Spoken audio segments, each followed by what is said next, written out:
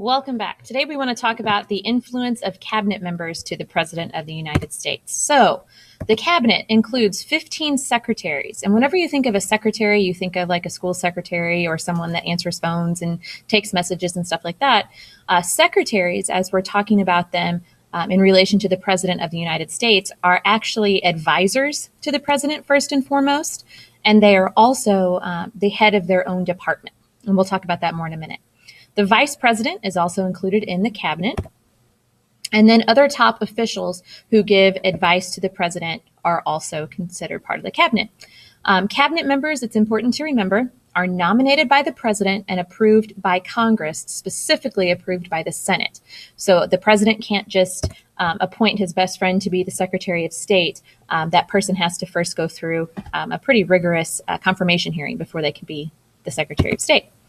The role of the cabinet, the first job is that they advise the president, and they can meet whenever the president calls them. They would meet in the White House in the cabinet room.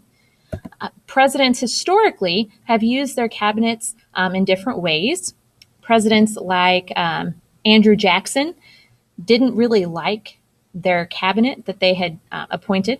So they relied on a more informal group of people for advice that we call the cabinet that was used by Andrew Jackson the kitchen cabinet, because they were friends of his that supposedly entered the White House through the kitchen door. Kind of an informal group. The Brain Trust was used by FDR in addition to his cabinet.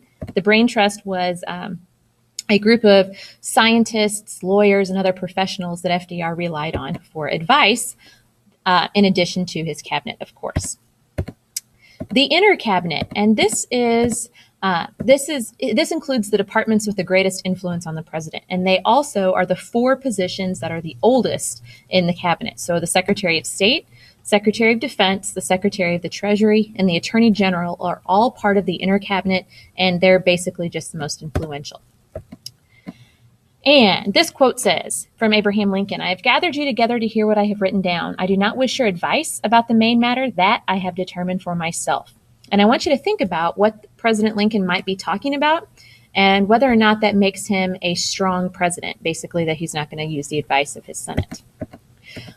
Or his cabinet, I'm sorry. All right, moving through the cabinet departments. The State Department is probably the most popular of the cabinet departments, well, one of the most popular. It was created in 1789 by George Washington, and it's responsible for the foreign policy of the United States. This is the group that staffs embassies, and embassies are like little chunks of America in another country.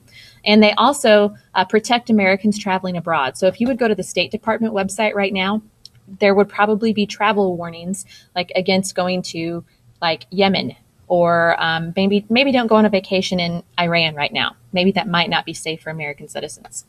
The Secretary of State also speaks for the United States in the United Nations, and we'll talk about the United Nations later.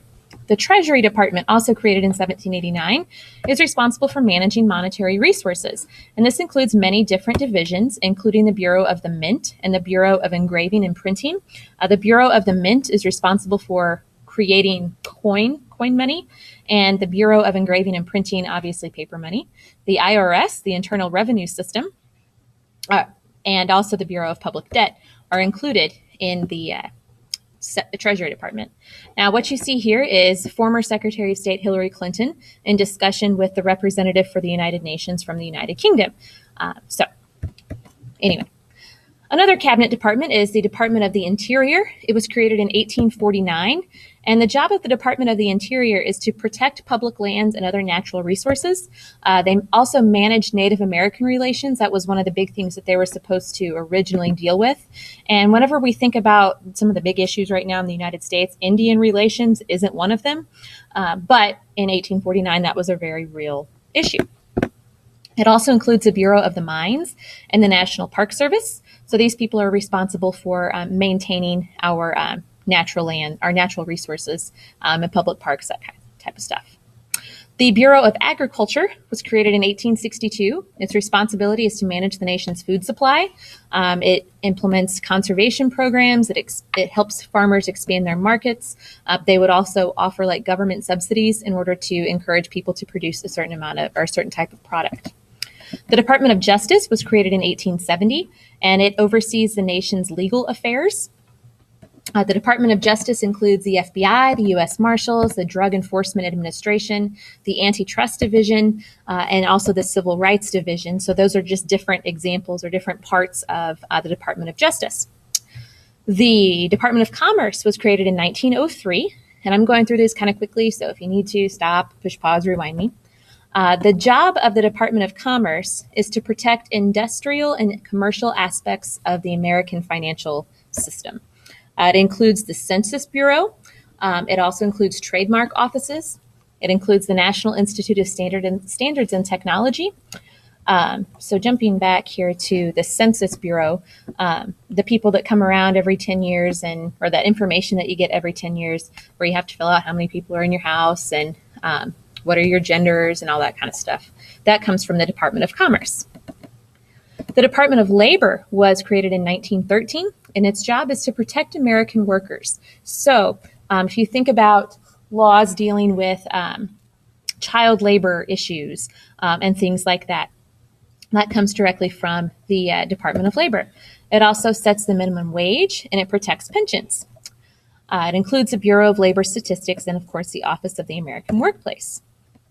The Department of Defense is one of those older cabinet positions. It was created in 1789, and the Department of Defense used to be called the Department of War, but after World War II, we changed that to the Department of Defense, I guess, to kind of promote peace instead of war in the world. It is responsible for protecting the nation's security. It oversees the armed forces. It includes the Joint Chiefs of Staff, which are the leaders of the Army, Navy, Marines, and Air Force.